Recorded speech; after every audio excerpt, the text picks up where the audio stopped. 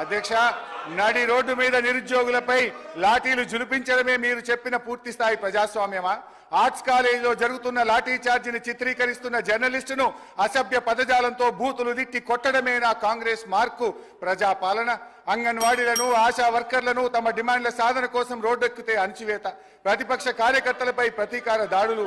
మొత్తం మీద కాంగ్రెస్ పార్టీ తెచ్చిన మార్పు ఎట్లా ఉందంటే, విద్యార్థినీలకు ఇస్తామన్న స్కూటీలలో లేదు, పోలీసులు విచ్చలవిడిగా ప్రయోగిస్తున్న లాఠీలా ఉంది. అధ్యక్ష, హరీష్ రావు గారు కన్క్లూడ్ చేయండి, టైం అయిపోయింది, కన్క్లూడ్ చేయండి సార్. అట్లా కాదు సార్, 15 నిమిషాలు. అధ్యక్ష, ఈ ప్రభుత్వంలో లా అండ్ ఆర్డర్ ఎంత ఘోరంగా దెబ్బతిన్నదో, ఎందుకంటే హోంమంత్రిగా కూడా ముఖ్యమంత్రి గారే ఉన్నారు, మరి ఇవాళ ఆర్థిక మంత్రి గారు కూడా సమాధానంలో చెప్పాలి. ఈ ప్రభుత్వం వచ్చిన 8 నెలల కాలంలో లా అండ్ ఆర్డర్ బాగా దెబ్బతిన్నది. అధ్యక్ష, మర్డర్లు